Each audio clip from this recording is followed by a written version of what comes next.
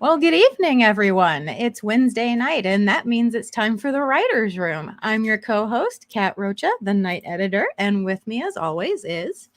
It is I, J. Ishiro Finney, author and artist, author in an author. God damn it, I screwed it up tonight. No, I've you're been fine. writing too much. Author and alien in a human suit, and buy my books. You've been wordsmithing. You're Yes, good. I have. You're good. So yeah, this is one of my books. Buy it. It's good, damn it.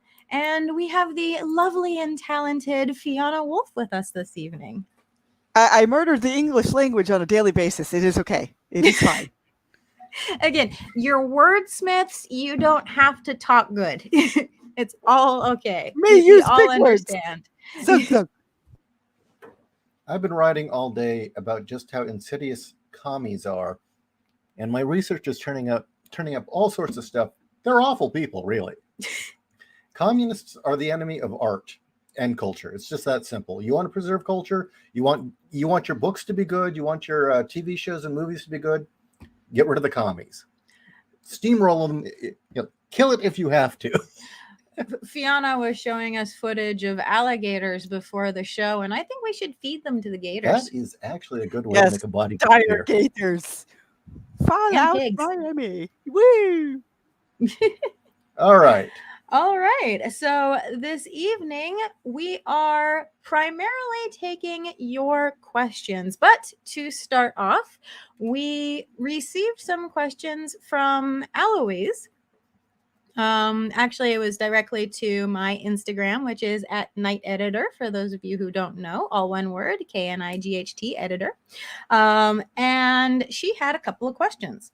The first one being, how long should a short story be? Well, okay. I would suppose, since you were an editor of multiple anthologies and shows that frequently bought short stories, as an editor, answer it. As an editor, especially putting together anthologies, or if you're going to be putting together a collection of short stories, I like to stick to 10,000 words. I have found that 10,000 words creates a good story that your audience can read within a half an hour. Now everybody has their own preference. Some people write longer, some people write shorter. That's perfectly fine. But when I was editing anthologies and for future anthologies, I like to stick to 10,000 words. With Whispers from the Abyss, volumes 1 and 2, the idea was that somebody could read one of these stories during their commute, either on the subway or on the bus, or they could read it during their lunch break. Your audience should be able to finish one of these stories within a lunch break. So how long were those? 10,000 words. No, they weren't. They weren't? I thought it was 10,000. No. The first Whispers from the Abyss was anywhere between 2,500 to 5,000 words. Was it? Okay. Yes. You remember better than I do. And then we loosened the rules on the second one. That's what it was. Okay. And let me pop that up on screen for everyone. Thank you for remembering for me. See, I don't do things good either after a long day. But typically, the old rule had been, a lot's changed since wokeness, sadly. Things have become far less literate, for one. The typical number had used to been roughly 5,000 words. And typically what it was is you could write roughly around 5,000 to 6,000 words, but they'd have the cutoff point is that they stopped paying you per word after 5,000. So that's usually what they wanted. So, how about for Pseudopod? What did they want? Pseudopod, yeah, that was about 2,500 to 5,000. But for them, they would cut it off just completely after 5,000. Well, it was because they had somebody perform it as an audio, and they had to pay that person for their time. And, I believe that would be per the minute. So you didn't want to go any farther than that. Fiona, in your experience, or do you, I know that you do things more episodic and by chapters, but have you written short stories? Yeah, for the omnibuses, I got like 6 Florida Man short stories for the Upper Protocol universe, and they're anywhere between 15K and 20K words, which I would guess would be considered a little bit more of almost a novella, but they're like periodic kind of adventures in that particular superhero's life. 50K is a novella. So It's right on the edge, but yeah, it is a novella. So yeah, but I'd say the shortest story I have for that is the initial introduction story, which is like clocking in at about 10 to 15K right now. But I haven't really edited any of them yet because that's going to be for later.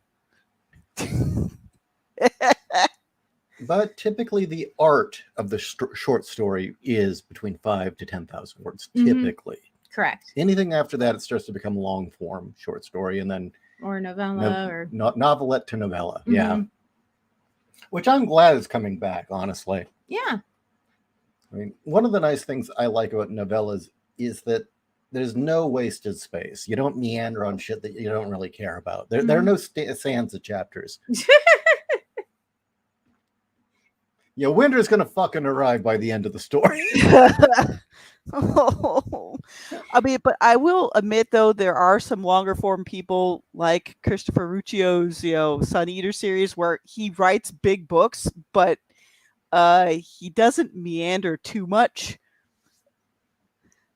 in comparison to say something like Martin's Game of Thrones, where Martin will spend 40 to 50 pages describing something, and it's just like, oh my goodness. So the next one I would ask is, or what's the next question? Her next question was, what is the advice for formatting for digital? Wait, is that a short story question? Formatting stories in general for digital publication.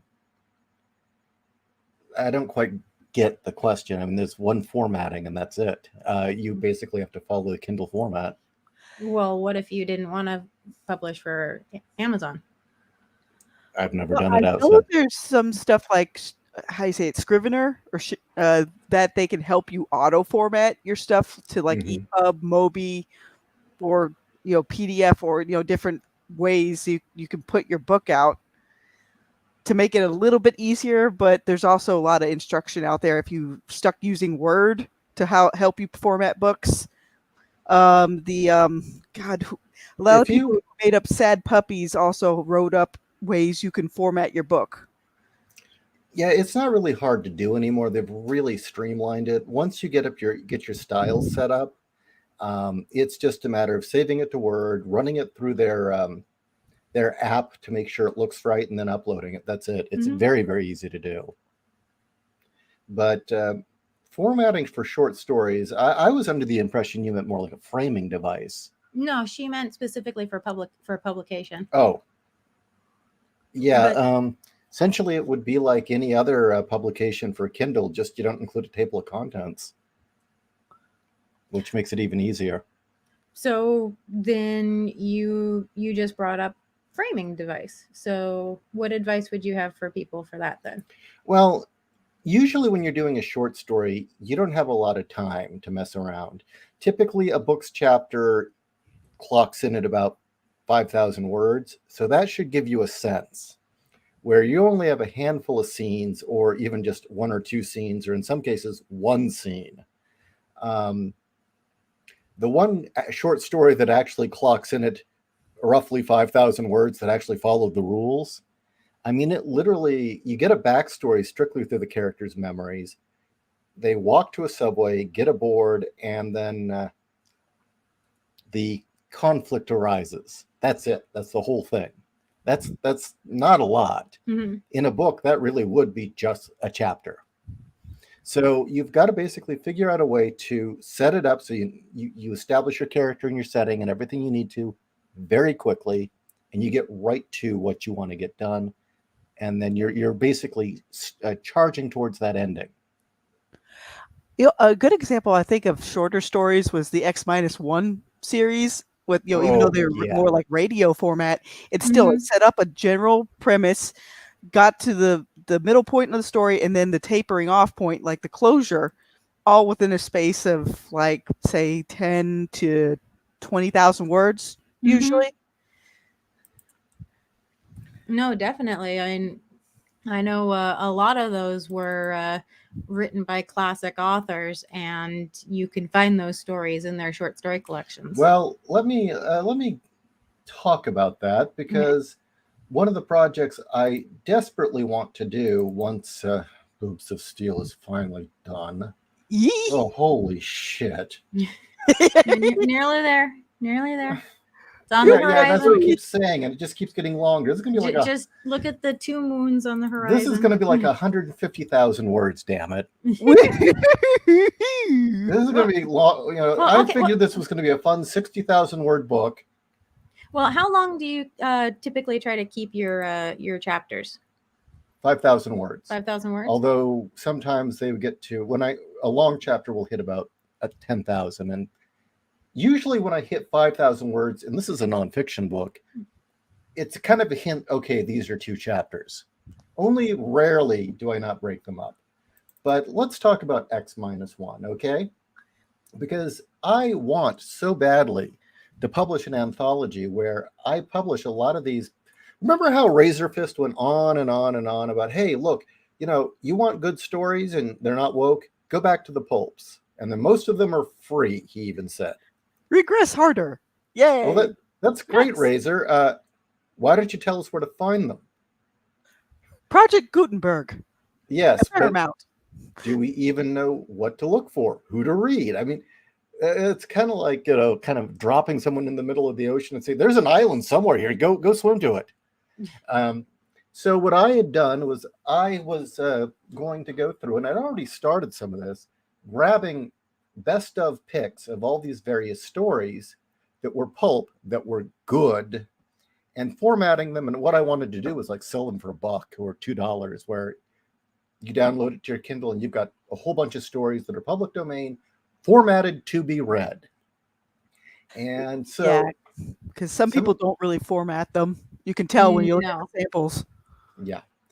And I wanted to even include the public domain illustrations that came in the originals.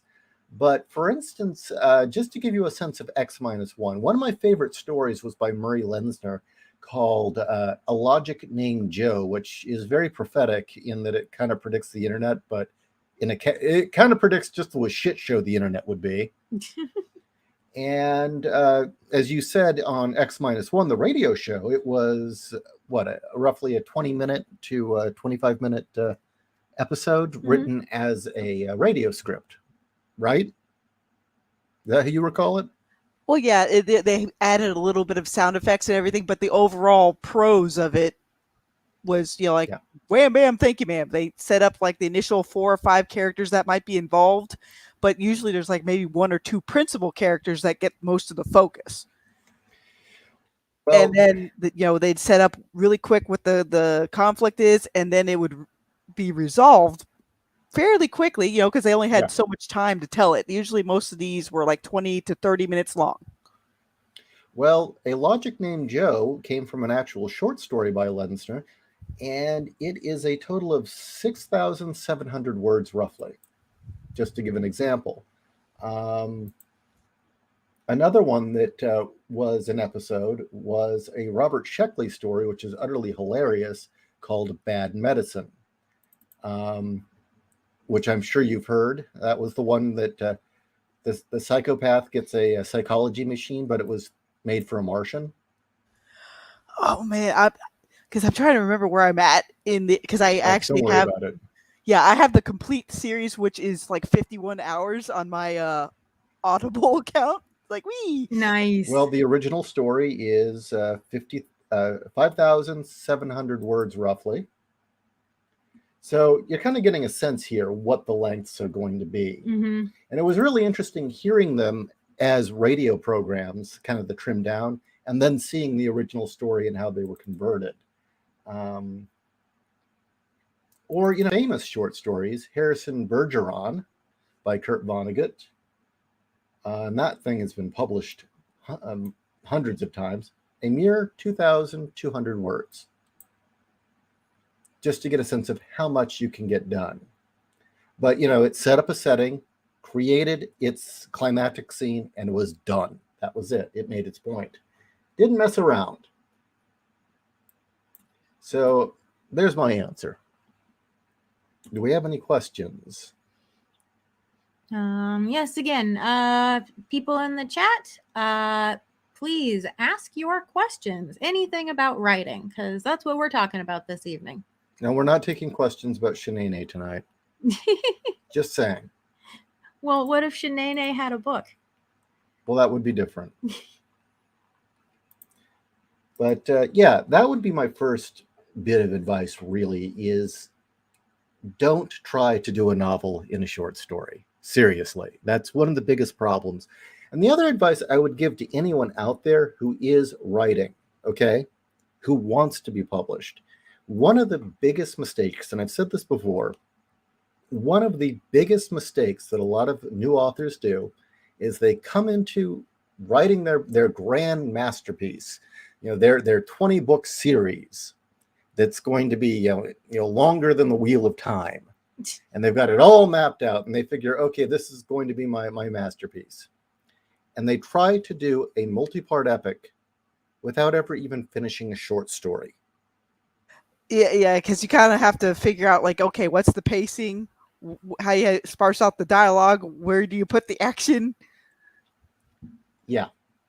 I'm a bit Abby Normal in the fact that I'm like, wait, I wanted to do this superhero epic, but the thing is, if you look past the first book, most of the time my chapters are anywhere between 2,000 to 3,000 words. And you were definitely writing in the pulp tradition, which is one of the things I really like. One thing I also saw from your writing, because I've taken the time to go through, I think, like the first 50,000 words, is that clearly you said these are all first drafts, right? Well, it's basically the fourth draft, but this is the draft that I feel is presentable to the general public. Because I can see how you're going to flesh these out. So I would predict by the end of this, once you rewrite these chapters, it's probably all going to be around 5,000 words. Actually, and then Marty, we'll get to your question. With that said, how many drafts do each of you do when writing? It's pretty much like 3 or 4 drafts. Like the initial draft is usually like plot A happens, character does this. You just do a very basic bare bones, like what direction do you want this chapter to go in and how it ties into the main story. And then you add the other stuff in as you go along. Well, tell me, editor, how many drafts do I do?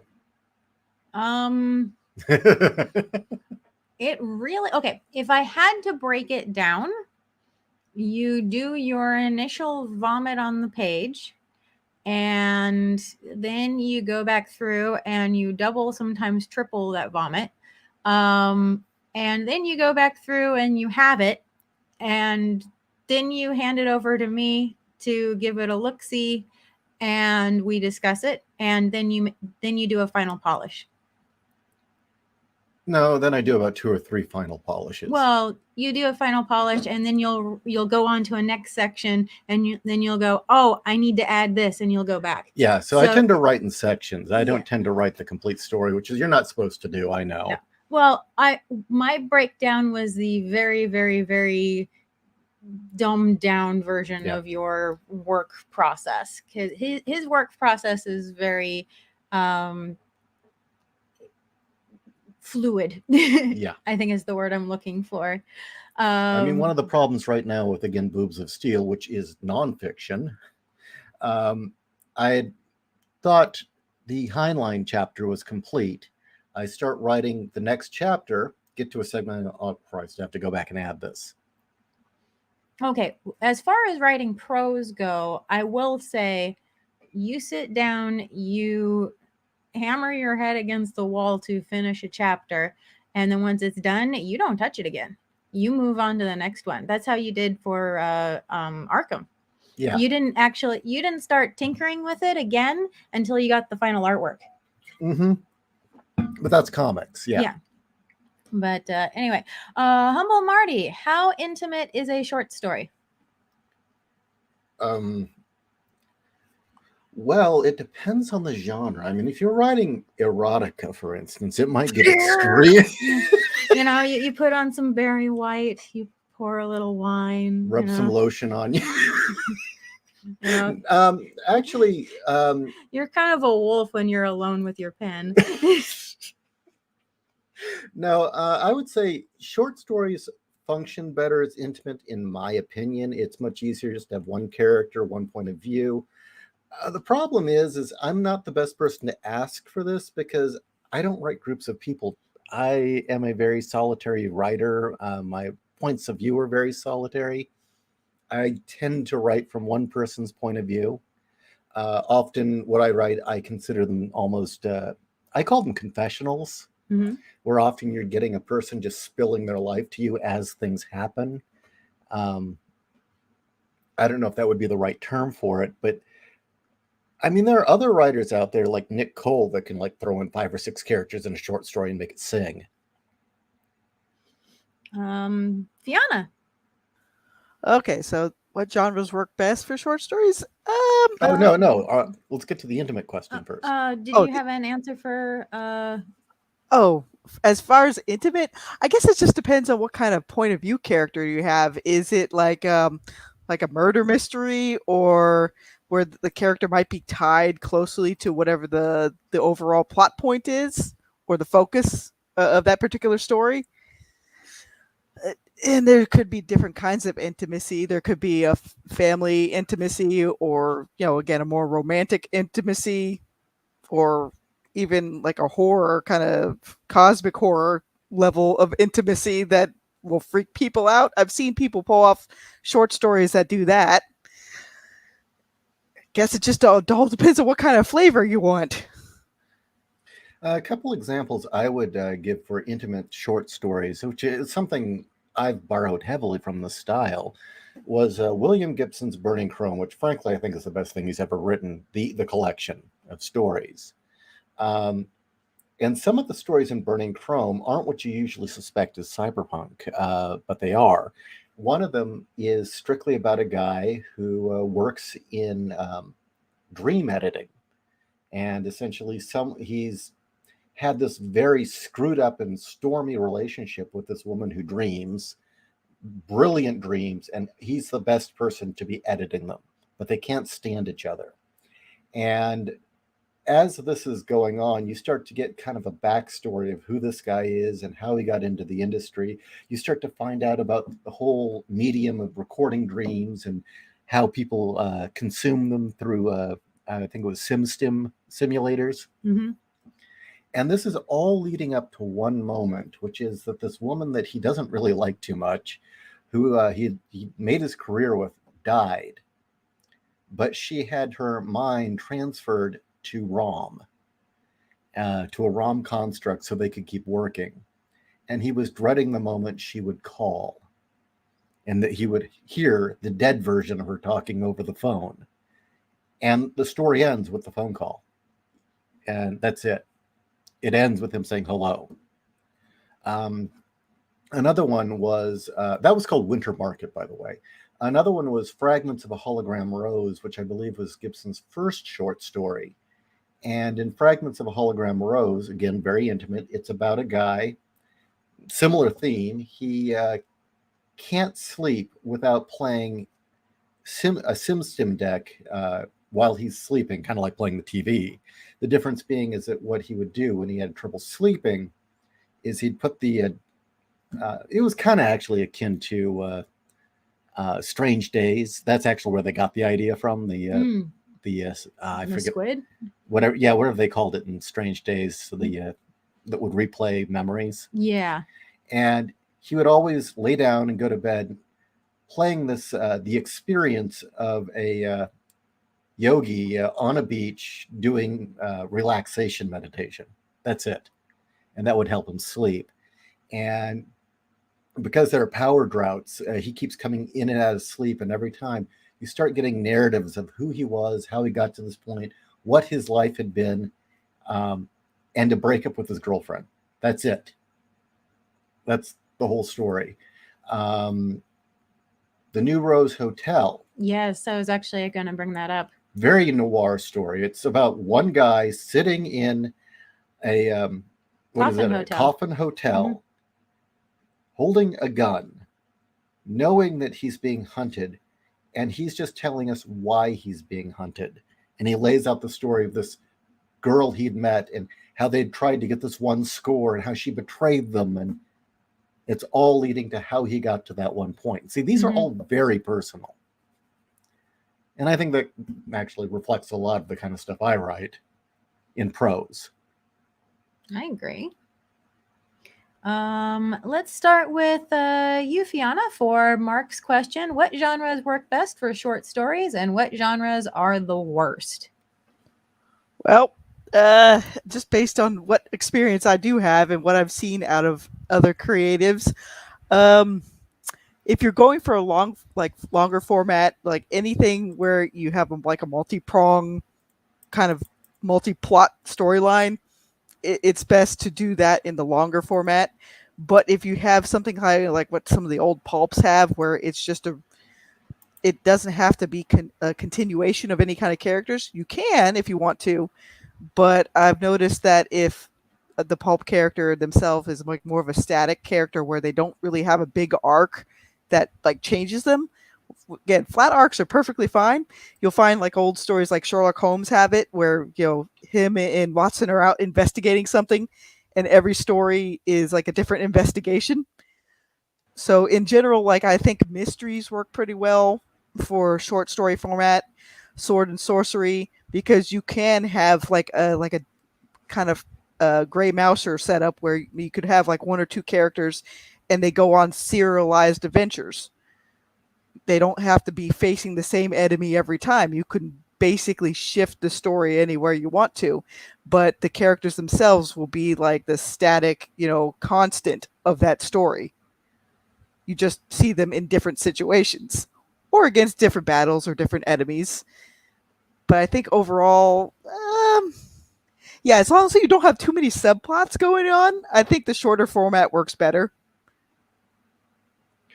Because they won't be tied down to like any specific long format, if that makes any sense. Yeah, exactly. No, perfect. I would have to say pulp stories in general lend themselves to short stories very, very well. It's kind of the nature of the format. And especially if you've got a pre-established character, that's the easiest. And by far, then you don't even have to establish stuff. You can just tear right into it. The worst, Star Trek. Ensemble casts. Ones with gigantic mythologies. No. Tolkien-esque quests. No. So no cast of like 30 people, or like even though half of them are dead by the end, you can't do a short story like that. You can, but they're not going to be very developed. No. Another way is, for instance, like horror stories, for instance, can lend themselves to short stories very well for one reason and one reason only. And that is that so much of horror itself is based in pre-established mythology or folklore, ghosts, witches. Everybody knows what these things are. You don't have to explain it at the beginning. You don't have some high sci-fi concept that you need to lay out, or, let us begin at the beginning. The known universe is, And even though there's 1,000,001 versions of the vampire, as long as you keep the fact that they're a bloodsucker, it really doesn't matter. Urban legends, very good. But for instance, so much horror is based either in Lovecraftian cosmic horror or essentially biblical morals and folklore. Western horror, at least. Yeah. A lot of people don't realize it, but like all the vampire rules that came out of biblical lore. Oh yeah, totally. Demons, lots of stuff with ghosts and witches, that all has its roots in Christianity and its reaction to other religions or the folklore that survived. So it's usually in that kind of framework, and it's very easy to do because everyone knows what it is. You don't have to establish anything. All right, Dominic, asks, what's the difference in format for a short story collection like Stephen King's Different Seasons and a Mosaic novel such as Thieves' World or Wild Cards? Never read the King one, so I have no idea what you're talking about. A Mosaic, on the other hand, if you're talking about the Wild Cards books where it was multiple authors each doing short stories, what you need is a very good Bible for the setting and the rules of your anthology. And you need one hell of a good editor that's going to work with every single one of those authors to make sure they stick to the world and don't stray too far. Fiona? Well, I'm a little bit more familiar with shared universes on the indie side of the house. But yeah, that would make sense. Like, have the basic Bible of your setting. Like, here are the hardline rules, or to maintain consistency, even though each writer might have a different writing style.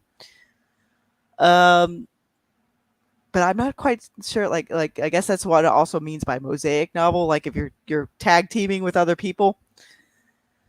Yeah. But yeah, and honestly, at this point, though, yeah, I'm not too much on Stephen King or anything that Martin does.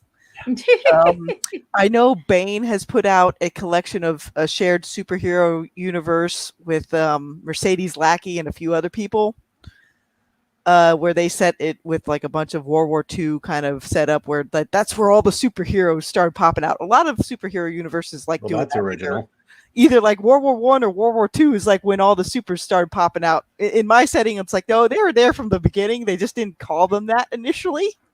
They originally called them stuff like Grendel and Gilgamesh Mhm. and Beowulf. Yeah, all the demigods. How about Perseus and Hercules? Woo! Or Dirk Diggler. Or Dirk Diggler. Wolf asks, what is the process of writing a short story anthology? I will ask this, Wolf, do you mean putting together an anthology of different authors, or do you mean one author writing a short story collection? That's easy. You write a bunch of stories and then you put them in a book. I hate to say it, if you're going to do your own collection, it's called a collection. An anthology is different authors. A collection is one author. Now, if you're talking about an anthology, what I always did open calls for mine, because I usually would get wowed by people I've never heard of before. I'd also get wowed for the opposite reason by people I've never heard of before. So I have solicited directly to authors before as well, but that's my experience. Fiona, you said that you had put together a short story collection. Did I hear that correctly? Yeah, it's basically I'm putting stuff together for the omnibuses later, so that way, if people are invested enough in the setting, they'll find that the omnibuses will have more for the collection. I got a couple of side stories, that'll help develop some other characters outside the main storyline and whatnot. But there's, I guess, the good example of like anthology, like a multi-writer anthology could be kind of like what the Planetary Anthology series is, where they based each anthology on like a particular planet, and then you do, based on that theme, you do a short story on that particular planet or something that involves it. I've also seen, singular short story collections from, say, kind of like Christopher Ruccio with his, even with his Sun Eater setting, he's done a couple of short story collections, like little 5,000 to 20,000 word stories that expand his setting but don't necessarily follow the characters from the main storyline books. So it just depends on how you want to go about it. Do you want to do a collection of short stories on your, by yourself within your setting, or do you want to do a short story collection with other writers based on a particular theme? That's the usual setups I see with a lot of the anthologies that are out there. Dark Stranger asks, when going through criticisms, what would be a good mindset to process healthy critiques? Something not overly praiseworthy, but still taking some shots of your work. I think that's a good question. The first one I would say is that any editor that's a dick, ignore them. Seriously. I mean, there just seems to be a certain breed of editor out there that delights in shitting on people. And unfortunately, we've seen more and more of them. Yeah, because some of them want to write stuff, but they never get up the gall to really do it. So they'll try to tear other people down. I'm going to be an asshole. I'm going to say basically it was when all the publishers started hiring chicks that just got fresh out of women's studies majors as editors. That was basically the problem, and it just got worse and worse. Yep.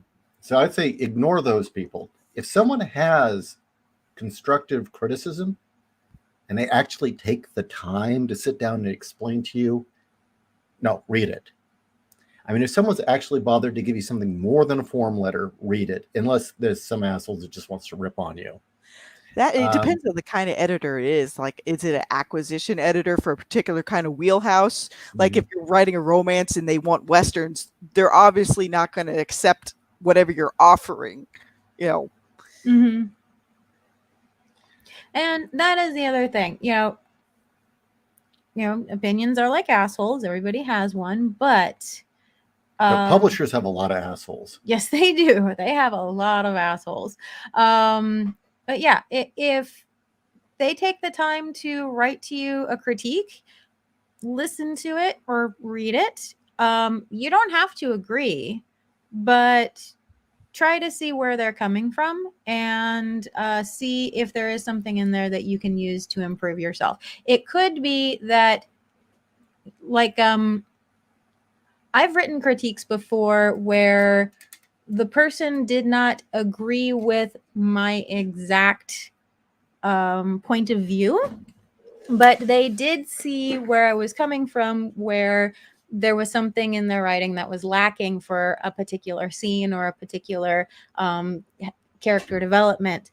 And so me pointing out there's something lacking here, even though they didn't agree with my take on it, that did help them to go in the direction that they wanted and was able to take the story to the next level. So that's what I would say. Ishi will be right back, but in the meantime, Victoria asks, what is your advice for beginner writers who have never read short stories? I would say read short stories. Yeah, like there's plenty of indies out there where that's how they're starting out. And depending on what wheelhouse you like, just take a snapshot of like shorter stories out there, because again, the pulps did a lot more short story format. Sursova does a lot of short stories format. DMR Books, Bizarre Chives, pretty much anybody in pulp rev. Half those guys have done short story work before they've done full length novels or novellas.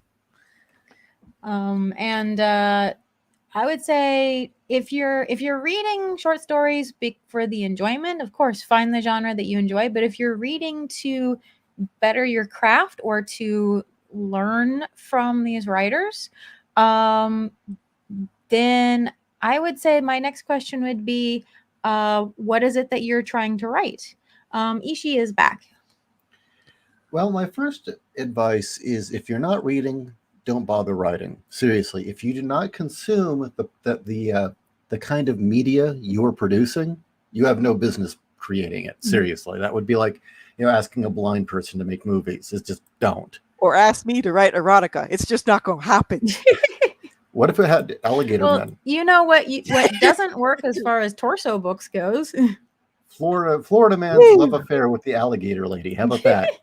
Well, don't worry. There's going to be plenty of gators with the Florida man stories. I just haven't given him a proper demi identity just yet. I'm throwing around a couple of ideas of what to call them, but I already have said, it's like, oh my God. Because once you start reading a fair amount of stuff you enjoy, or even reading how different wheelhouses set things up, like I found it was pretty useful for me to read some gumshoe kind of like, beat cop or detective stories to be able to get proper mystery hooks to come in to my own stuff. And I found that even watching things that properly set up, like kind of like that creepy cosmic horror element, has helped me out to make certain enemies within my universe a lot more creepy. Yeah, I really don't appreciate your portrayal of my people in your book. Don't worry, there's good Your versions of them people don't have too. tentacles. No, but the evil ones do. It's like, oh no, especially the one that thinks it's a nanny. Oh Lord. Oh, that's creepy. No, it's not a nanny. It's evil. But no, don't worry. The good Greys are out there to carry on the torch properly. But It's just that they had to hide for a bit because the bad guys were like, "Ooh, yes, we want to take your bodies and do bad things to them." Oh no! Oh no! so the other thing I would say, if you're going to write short stories, read a little of everything, even stuff that you don't think you'd enjoy. In fact, reading bad fiction and comparing it to good fiction and saying, okay, why did this work and this doesn't, is one of the best ways to learn. That's why I recommend everyone watch MST3K. Watch MST3K, watch the episodes, and listen to why they can tear these things apart. Mm-hmm. Why is it they're ripping on it? If they're ripping on something, it's like, okay, that's something not to do. Like Love Pads the film. Yes. Don't do that. Who's the Ball? Don't do that. What was some of the other ones? Oh God. Well, there's a Chunk Rock Groin. Well, that's not a criticism. That's just funny. No, that is kind of a criticism because he's just your stereotypical meathead. He doesn't serve any purpose other than to be a meathead. I think one of the best lessons anyone can learn from MST3K is how many films they watch where the hero isn't a hero. Yes. Oh, definitely. man. Like Nick from Time Chasers. Yeah. God, we had an entire El Santo. list. El Santo is in the not, Vampire Women. He's not heroic in that. No. He's an asshole. Mm-hmm. There is our game Can It Be Saved? Yeah, most of the Italian movies, the hero isn't really a hero. He pawns his jobs off on everyone else. Yes. But yeah, read a little of everything and read bad stuff as well. Mm-hmm. The only thing you really can't benefit from is reading woke stuff because that's not fiction. That's just preaching. William, in your opinion, how is the best way to do combat in a short story, from sword fighting, gunfights, to magic and psychic fighting? Well, I guess since this is at me, don't make it all about describing actions. That's boring. I've seen action stories like that, and I guess some people may appreciate it, but it tends to be very, very dull for me. What you do to make it exciting is, first of all, keep it short. Don't have long, drawn-out sentences unless you've got something to say. Second, research the kind of combat you're describing. Even if you're not planning on doing it realistically, there's a whole vocabulary of words that have already been created to describe these actions. Rather than, if you get a martial artist and he says, he punched and he swung and he did that. No, those moves all have names. There you go, use them. Fighting styles have names. Knife fighting has names. There's a different names for the maneuvers and the blocks, and that saves you a lot of trouble. The next thing I would say is try to get the reader to experience the emotion and the rush and the confusion of being in combat. That's far more important. Fiona, I know that you've written some pew-pew scenes.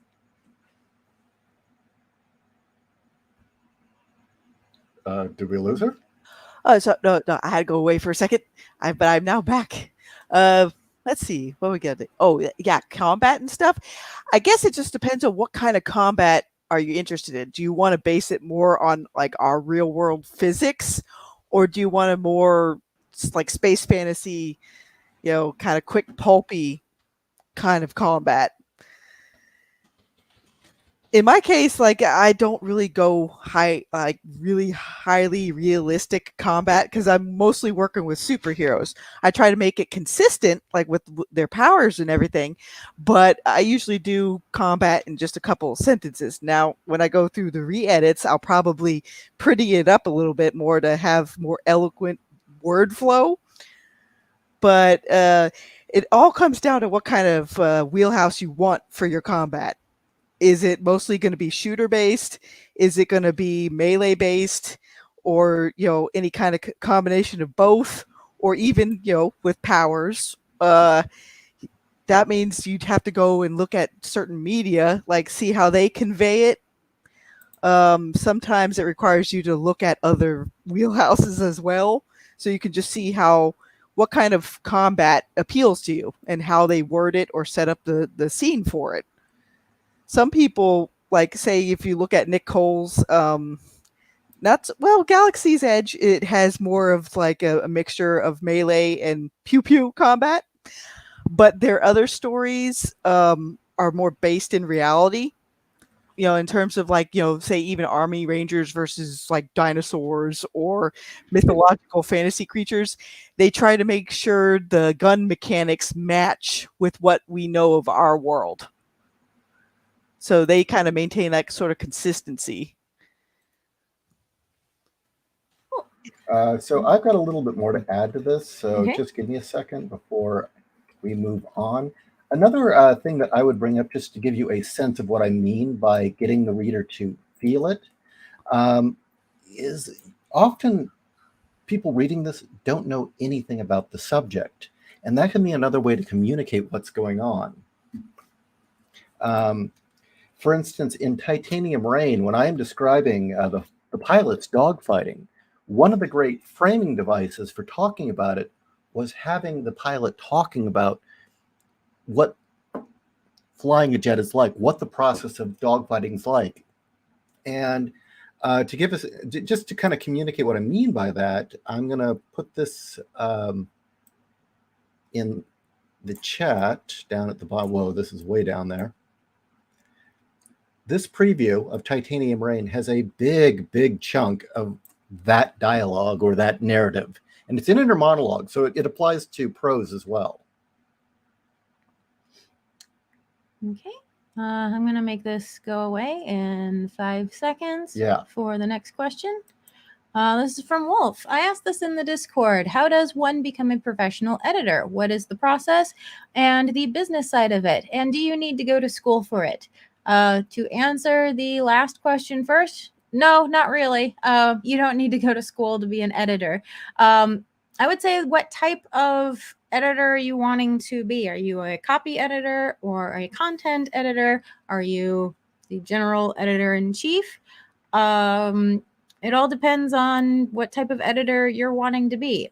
For me, again, I did not go to school to be an editor, and as Ishi can tell you, my spellings is atrocious. Thank God for Grammarly.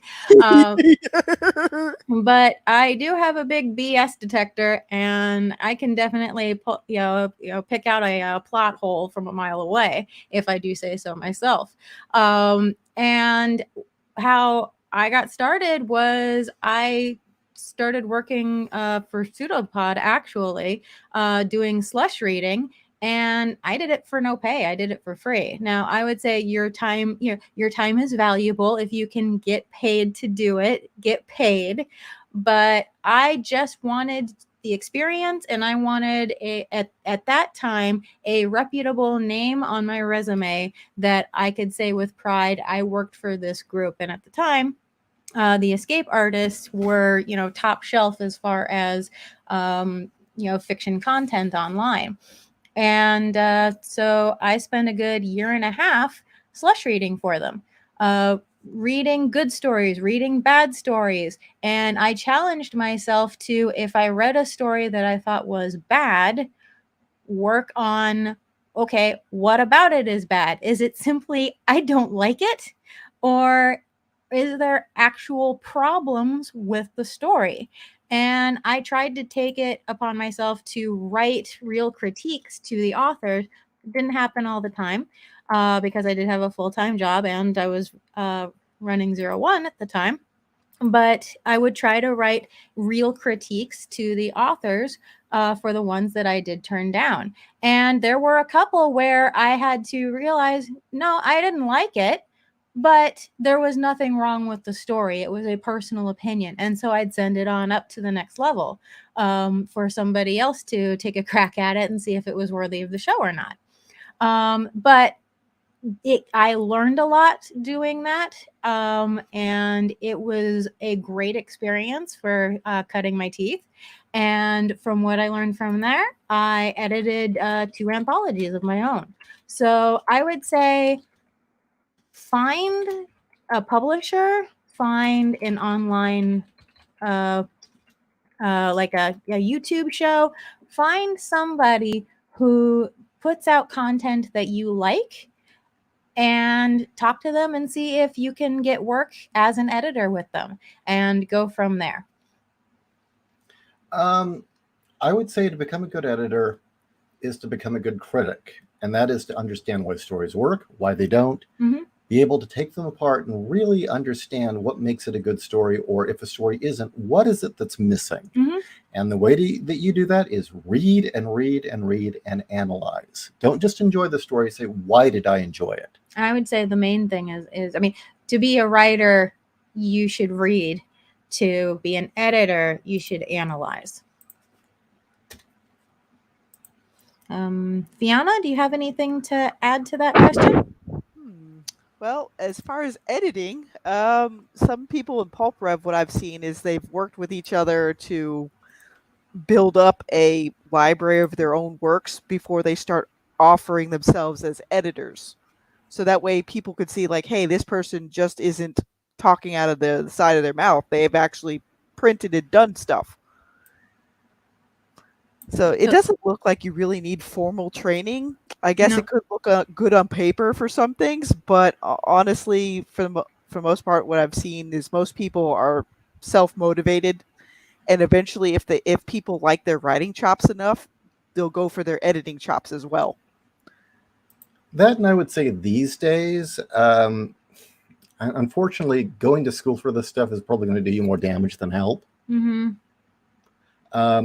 You specifically, Wolf, I mean, if you really wanted to get your foot in the door with a publishing house doing editing, I mean, I'm going to be honest, play the race card. That'll get you in. Real quick, I just see a comment from Trevor saying Silver Empire shut down. I have no idea what happened. That's horrible if it did. I hope not. Yeah, they had to shut down. Why? Oh no! But I will support Heroes Unleashed no matter what, and also the writers that were there. So wait, are they just they've stopped doing books in general, or? Well, they're still gonna do their book lines. It's just that they're gonna more go the route of not being like the sole provider on their website. They're gonna use Amazon and other places to help print and publish their work. Oh, okay. So they still are. Yeah. So they're still publishing. They're just not doing it solely through their website. Yep. Oh, okay. I'm glad they're still here. So they stopped being a distributor. Yeah, that's not the same thing as going out of business. Because it was, I guess, in the overall setup, they weren't making enough overhead to keep going. Well, there's a lot of overhead, like printing out the books yourselves, offering the hardbacks yourselves, even though like they used third-party printers to do it. You got to maintain a certain level to make it profitable. Well, Ezekiel, Silver Empire is one place to go to find non-woke writers, and definitely Fiona's work on her website. What is that website, Fiona? Oh, what? My blog? My blog? Yes. Here. Wait, I'll grab it. Here. I can grab it. Go internet powers. There we go. I'm boomer in the internet here. Oh, there we go. There's the link. Here, I'll put it in the chat. There. It's over at Fiona Wolf Blogspot for now. But I eventually, like, by the time I get around to going through the massive re-edits, because right now on the blog, I'm mostly showing people how I'm baking the cake. So that way more people go out there and put their work out there and like be brave. It's okay. I thought I would only get like 5 to 10 readers on this thing, and now I got like 40 to 50. Some people only catch up as I'm finishing each book though.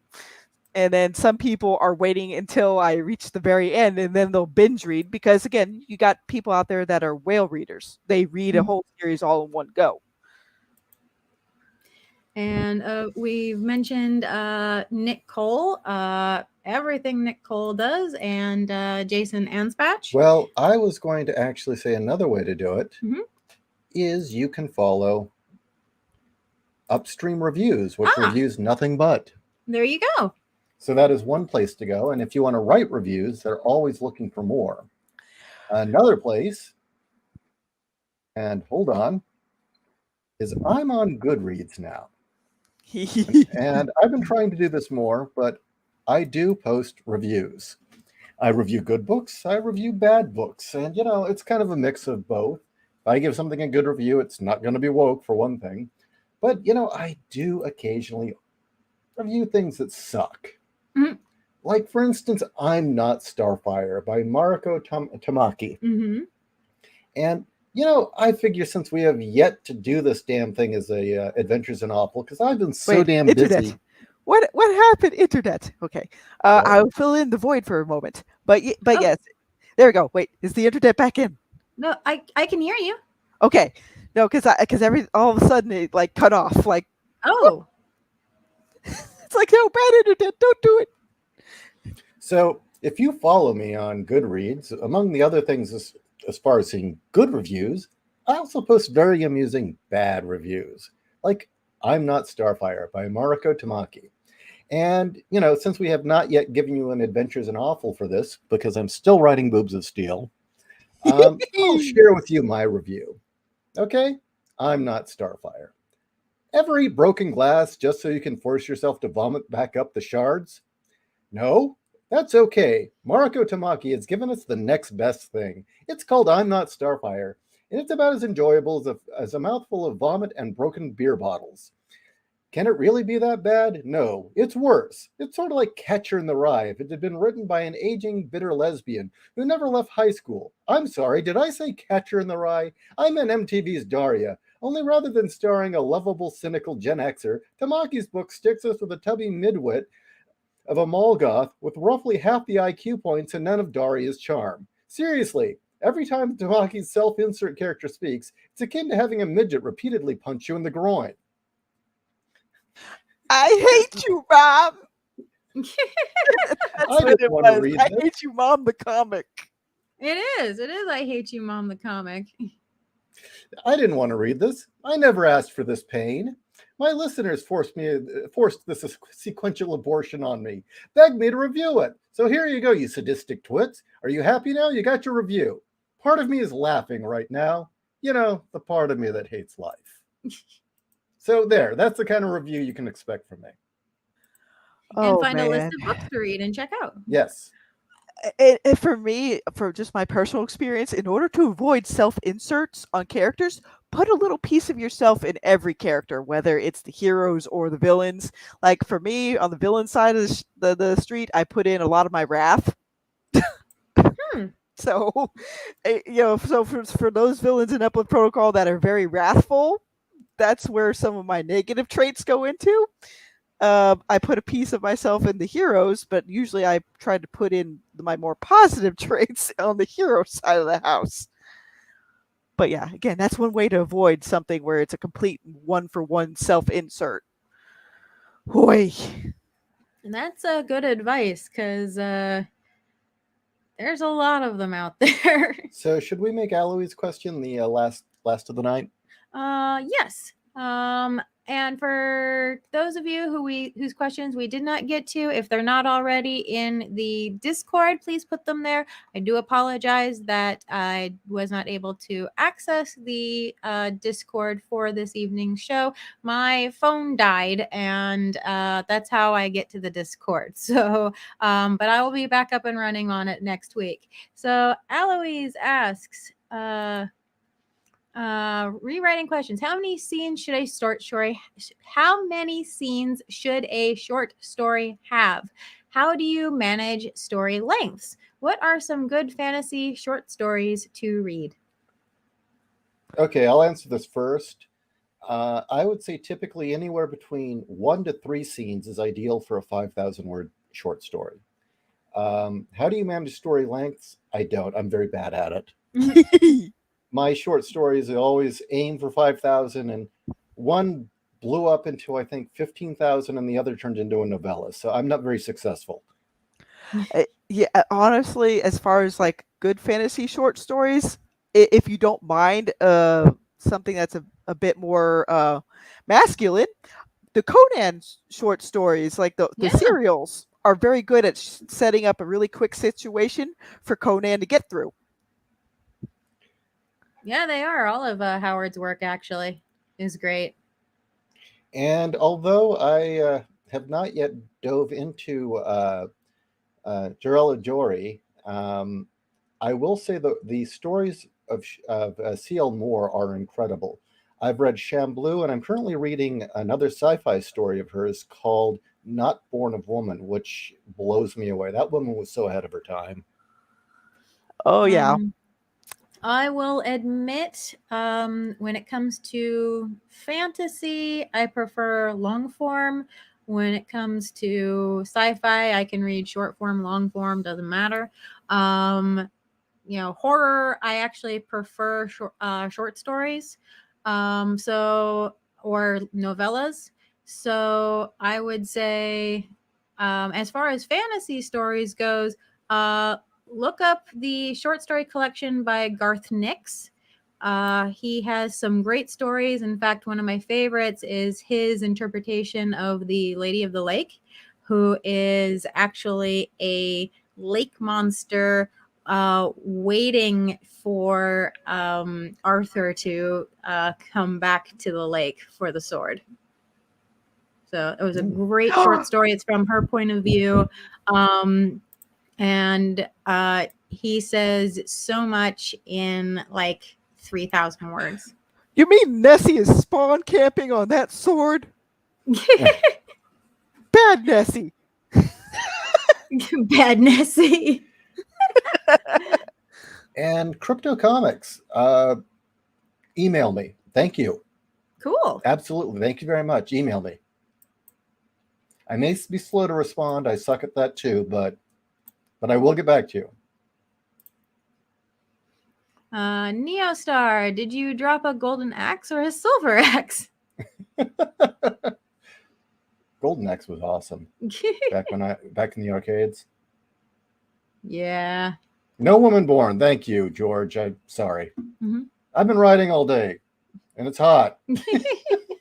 Okay, shall we? We